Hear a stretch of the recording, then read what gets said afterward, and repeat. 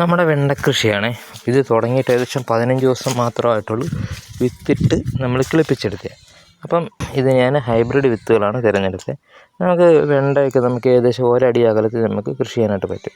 അപ്പം ഞാൻ ഏകദേശം ഒരു 60 വിത്ത് ഞാൻ പാകിയിട്ടുണ്ടായിരുന്നു.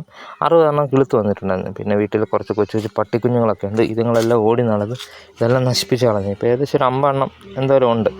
അപ്പം ഈ ഒരു വെണ്ടയ്ക്ക അല്ലെങ്കിൽ വെണ്ട കൃഷി നമ്മൾ ചെയ്യാനായിട്ട് പ്രധാനമായിട്ട് അടിവളങ്ങൾ കൊടുത്തേക്കുന്നതെന്ന് പറഞ്ഞാൽ സാധാരണ നമ്മളെ മണ്ണ് അത് ട്രീറ്റ് ചെയ്ത്, അതായത് ഞാൻ അതിൻ്റെ അമ്ലത മാറാനായിട്ട് ഡോളമൈറ്റ് ഇട്ട് അതിന് ശേഷം നമ്മൾ ചാണകപ്പൊടിയും അതുപോലെ എല്ലുപൊടിയും പിന്നെന്ന് പറഞ്ഞാൽ വേപ്പ് മണ്ണാക്കുവാണ് നമ്മൾ ഇതിനകത്ത് ഉപയോഗിച്ചേക്കുന്നത്. അത് ഇട്ട് ഈ മണ്ണ് നന്നായിട്ട് മിക്സ് ചെയ്ത് എന്നിട്ടാണ് നമ്മൾ ഇതിനകത്ത് വേണ്ട അരി നട്ടത്. അപ്പം നല്ല വളർച്ചയുണ്ട് കേട്ടോ, നല്ല വളർച്ച നമുക്ക് ഇതിനകത്ത് കിട്ടുന്നുണ്ട്.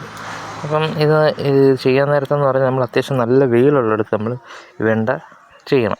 അതുപോലെ തന്നെ എന്ന് പറഞ്ഞാൽ ഇതിനകത്ത് നിങ്ങൾ നോക്കിയാൽ തന്നെ കാണാം വലിയതായിട്ട് കീടബാധകളൊന്നും ഏറ്റിട്ടില്ല. അപ്പം ഞാൻ ആഴ്ചയിൽ 1-2 പ്രാവശ്യം നമ്മൾ വേപ്പെണ്ണ നമ്മൾ ഇതിനകത്ത് മിക്സ് ചെയ്ത് അടിച്ചു കൊടുക്കുന്നുണ്ട്. വേപ്പെണ്ണയും സോപ്പ് പൊടിയും കൂടെ, അല്ലെങ്കിൽ ഷാമ്പു, എന്തെങ്കിലും നമുക്ക് സോപ്പ് ലായനി നമുക്ക് ഉപയോഗിച്ച് നമുക്ക് ഇതിനകത്തോട്ട് നന്നായിട്ട് ഡൈല്യൂട്ട് ചെയ്ത് നമ്മൾക്ക് അടിച്ചു കൊടുക്കുകയാണെങ്കിൽ കറക്റ്റായിട്ട് നമുക്ക് കീടബാധയൊക്കെ നമുക്ക് ഇതിനകത്ത് പ്രതിരോധിക്കാനായിട്ട് പറ്റും. പിന്നെ ആദ്യത്തെ അടിവളം അല്ലാതെ വലിയ നമ്മൾ പിന്നീട് വളങ്ങളൊന്നും ഇപ്പം ചെയ്ത് കൊടുക്കുന്നില്ല. കുറച്ച് വളർന്ന് കഴിഞ്ഞിട്ട് ഞാൻ അതിൻ്റെ അടുത്ത ഘട്ടത്തിലുള്ള വളങ്ങൾ, അതായത് NPK ഒക്കെ നമ്മൾ ഇതിനകത്ത് സ്പ്രേ ചെയ്യുന്നുണ്ട്. ഇങ്ങനെയാണെങ്കിലും നമുക്ക് ഇതുപോലെ ചെറിയ ചെറിയ കൃഷികൾ നമ്മുടെ വീടുകളിലൊക്കെ ചെയ്യുവാണെങ്കിൽ അടുത്തുള്ളവരൊക്കെ വന്ന് വാങ്ങുകയും നമുക്കൊരു ചെറിയ വരുമാനം നമുക്ക് ഇതിനകത്ത് ജനറേറ്റ് ചെയ്യാനായിട്ട് സാധിക്കും.